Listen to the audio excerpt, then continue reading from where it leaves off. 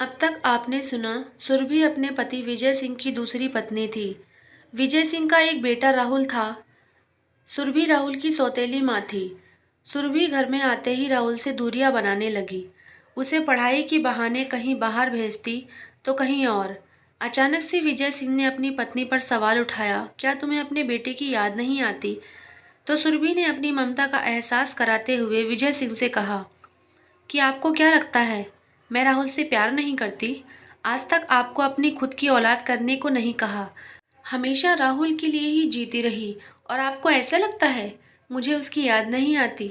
फिर सुरभि ने राहुल को बुलाकर उसकी शादी एक लड़की से फिक्स कर दी। दुल्हन को देखकर मेहमान कई तरह की बातें बनाने लगे थे और बातें बनाते बनाते अपने पेट पूजा करके अपने घर को चलते बने। राहुल की होने वाली दुल्हन जब सबके सामने आई तो सब लोग हैरान हो गए। रूखा सूखा मुंह, ना अच्छे खासे गहने थे उसके गले में, न चेहरे पर कोई रौनक। दुल्हन की एंट्री हुई, वह जाकर स्टेज पर खड़ी हो गई। सब उसके साथ फोटो खिंचवाने लगे, एक एक करके उससे मिलने आते रहे। थोड़ी देर बाद ही उन दोनों की शादी मंडप में हुई और तारों की छांव में राहुल की नई दुल्हन की विदा होकर अपने ससुराल आ गई। राहुल की नई दुल्हन का स्वागत भी रूखा सूखा ही रहा। ना तो कुछ खास सजावट थी घर की, ना खास मेहमान घर में। गिने चुने दो चार ही मेहमान थे। ना कोई रस्म हुई, ना कुछ और। राहुल को भी शादी में कोई इंटरेस्ट नहीं था। उसे 2 दिन बाद ही दुबई के लिए निकलना था। उसने अपनी पत्नी शालिनी से कुछ खास बातें भी नहीं की और 2 दिन बाद ही दुबई चला गया। शालिनी ने भी ज्यादा कुछ नहीं बोला। वह ये सोचकर चुप रही कि ऐसे तुरंत ही अपने पति के बारे में पूछना अच्छा नहीं है। शायद किसी काम से गए होंगे, आ जाएंगे। ऐसे ही 2 महीने निकल गए। ना तो सुरभि शालिनी से अच्छे से बात करती थी, ना ही कभी ढंग से उसका हालचाल लेती थी। जब 2 महीने बीतने के बाद भी राहुल घर वापस नहीं आया तो वह अपने पति को फ़ोन मिलाने लगी, लेकिन पति का फ़ोन नहीं मिल रहा था। ऐसे ही 1 महीना और निकल गया तो शालिनी ने अपनी माँ को फ़ोन मिलाया और कहा, मम्मी, यहाँ सब कुछ बहुत ही अजीब है। जब से मेरी शादी हुई है तब से बस 2 दिन मेरे पति मेरे साथ थे। उसके बाद वे दुबई चले गए और वहाँ से अभी तक वापस नहीं आए। मेरी शादी को 3 महीने हो गए। मुझे अपना ससुराल का रवैया मेरे प्रति बहुत अजीब सा लगता है। मुझे कुछ खास समझ में नहीं आता कि आखिर मेरे साथ क्या हो रहा है। जैसे ही शालिनी ने ये कहा, तुरंत ही शालिनी को सुरभि कमरे के गेट से खड़ी होकर उसे देखने लगी। हड़बड़ाहट में शालिनी के हाथ से फोन छूट गया और नीचे गिर गया। सुरभि घूरते हुए शालिनी के पास आई और बोलने लगी, क्यों, फोन क्यों गिरा दिया? उठा, उठाकर चुगली कर अपनी माँ से मेरी। जितनी मर्जी कान भर ले, उठा ना, उठा फोन। डर क्यों रही है? मैं तेरे को कुछ बोल रही हूँ, उठा। तभी शालिनी ने सुरभि से कहा, वो मम्मी जी, मुझे बस मम्मी की याद आ रही थी, इसलिए मैंने फ़ोन मिला लिया। मैं अपनी माँ से कोई भी बुराई नहीं कर रही थी। तभी सुरभि ने कहा, ठीक है, इतना लेक्चर मत सुना। खाना कौन तेरी माँ आकर बनाएगी? रसोई में जा और खाना बना सबके लिए। मैं अपनी पड़ोस वाली मीना जी के घर से आ रही हूँ थोड़ी देर में, तब तक खाना बन जाना चाहिए। और हाँ, ये छुप छुप कर अपनी माँ से बातें करना छोड़ दे, वरना अच्छा नहीं होगा। और सुरभि वहाँ से चली गई। शालिनी डरते हुए किचन में आई और सारा खाना बनाने लगी। थोड़े दिन और ऐसे ही चलता रहा, लेकिन 4 महीने होने को आए। अभी भी राहुल का कुछ अता पता नहीं था। शालिनी ने राहुल के पास जाने की बहुत कोशिश की, वहाँ जाने के लिए वीज़ा की भी बहुत तैयारी करने की कोशिश की, लेकिन कुछ नहीं, कुछ परेशानियों के चलते शालिनी राहुल के पास ना जा सकी। और सुरभि हर दिन हंस हंस कर शालिनी को ऐसा जता रही थी कि वह बहुत खुश है। शालिनी का भी दिमाग अब खराब हो चुका था। ऐसे ही चलते चलते 6 महीने हो गए, लेकिन ना तो राहुल से उसकी कोई बातचीत हुई, ना ही वह उससे मिलने आया। एक दिन सुरभि की बहू शालिनी ने घर छोड़ने का फैसला किया। वह कहने लगी, मम्मी जी, अब बस बहुत हुआ और मैं इस घर में नहीं रह सकती। शादी के अगले ही दिन मेरे पति मुझे यहाँ छोड़कर दुबई चले गए। वहाँ नौकरी कर रहे हैं। ना तो मेरी उनसे कोई बात होती है, ना वे मुझसे मिलने आते हैं, और ना ही मैं उनके पास जा सकती हूँ। और आप भी नहीं चाहती कि वे मेरे साथ रहें या मैं उनके साथ रहूँ, वहाँ पर रहूँ। भला आप मुझे इस घर में शादी करके लाई ही क्यों, जब आपको एक हैप्पी फैमिली चाहिए ही नहीं थी? मेरी ज़िंदगी आपने बर्बाद कर दी। जब से मैं इस घर में आई हूँ तब से एक भी दिन मैंने सुकून का और खुशी का नहीं देखा। अब बस और मैं इस घर में नहीं रह सकती।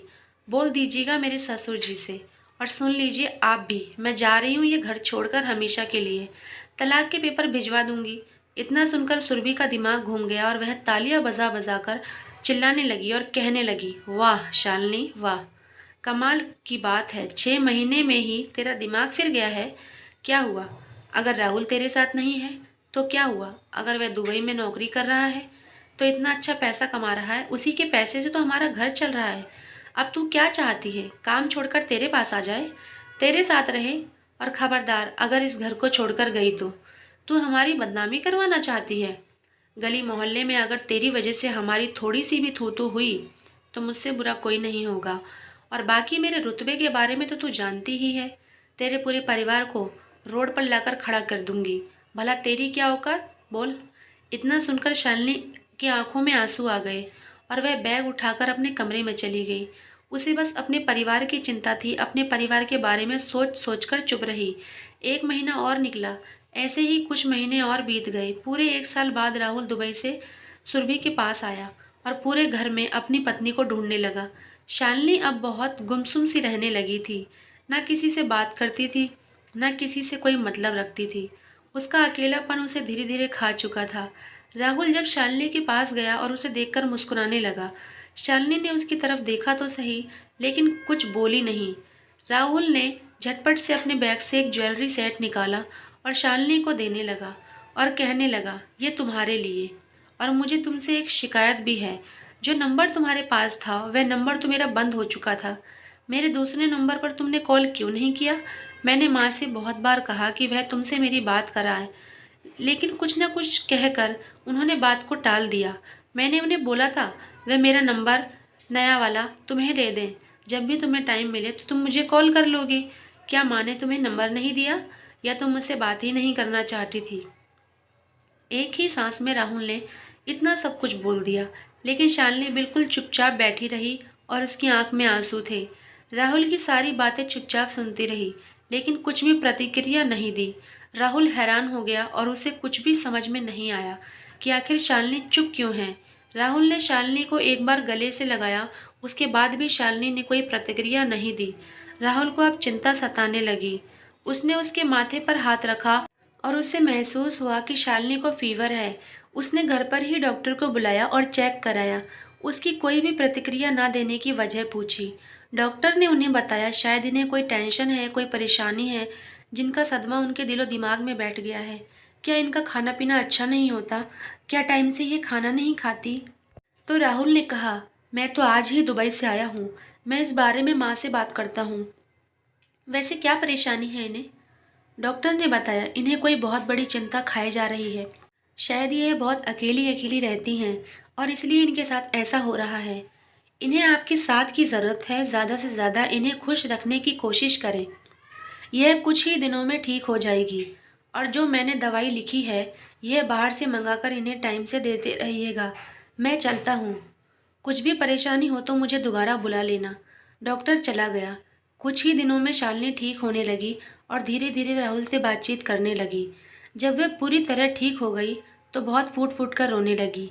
राहुल ने रोने का कारण पूछा तो शालिनी ने सब कुछ बताया और अपने अकेले रहने के सारे दर्द बताए और सास के सारे अत्याचार बताए, और साथ में यह भी बताया कि माँ ने कभी मेरी बात तुमसे कराई ही नहीं। जब भी मैंने माँ से बात करने की कोशिश की कि वह मेरी तुमसे बात कराएं, उन्होंने हमेशा यह कहकर टाल दिया कि तुम्हारा नंबर बंद है और उनके पास कोई दूसरा नंबर नहीं है जिससे तुम्हारी और मेरी बात हो सके। राहुल दौड़कर अपनी माँ सुरभि के पास गया और कहने लगा, माँ मैं जानता हूँ आप मेरी सौतेली माँ हैं, शायद इसलिए आपने मुझे मेरी सगी माँ के जैसा प्यार नहीं दिया, लेकिन इस बात से मुझे कोई आपत्ति नहीं थी। मैंने कभी इस बात पर सवाल नहीं किया, कभी आपसे नहीं कहा कि आप मेरे साथ ऐसा क्यों कर रही हैं। फिर क्यों आपने शालिनी से मेरी कभी बात नहीं होने दी? आज पूरे 1 साल बाद मैं दुबई से यहाँ आया हूँ और शालिनी की यह हालत देखकर मुझे तरस आ रहा है उस पर। आपने ऐसा क्यों किया उसके साथ? मैं बस इतना जानना चाहता हूँ। इतना सुनकर सुरभि पागल सी हो गई और चिल्ला चिल्ला कर कहने लगी, आते ही तुझे भड़का दिया मेरे खिलाफ? बोलना, मैंने ऐसा क्या कर दिया? मुझे मिला ही क्या है इस घर में आकर? तेरी माँ तुझे छोड़कर चली गई, उसके बाद तेरे पापा मुझे ब्याह कर यहाँ लेकर आए। तूने मुझसे पूछा है कभी कि मेरे दिल में कितना दर्द है, क्या क्या सहा है मैंने बस तेरे लिए। कभी खुद की औलाद को इस दुनिया में नहीं आने दिया, सिर्फ तेरे लिए। और तू मेरी ममता का इम्तिहान ले रहा है। तुझे ये हक किसने दिया कि तू एक माँ की ममता पर सवाल उठाए। और बात रही तेरी पत्नी की, हाँ करती थी मैं नफरत उससे, नहीं चाहती थी खुद तू खुश रहे। तेरी जो मर्जी तू वो कर। इतना सुनकर शालिनी जमीन पर गिर गई और फूट फूट कर रोने लगी।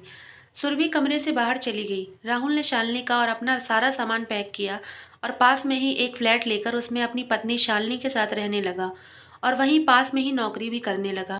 शालिनी और राहुल दोनों बहुत खुश रहने लगे। धीरे धीरे सुरभि को भी ये दोनों की याद आने लगी, तो सुरभि ने अपनी गलती का पछतावा किया और शालिनी और राहुल को वापस आने को कहा। राहुल और शालिनी सारे गिले शिकवे भूलकर फिर से सुरभि के पास आ गए और सब मिलजुल कर रहने लगे।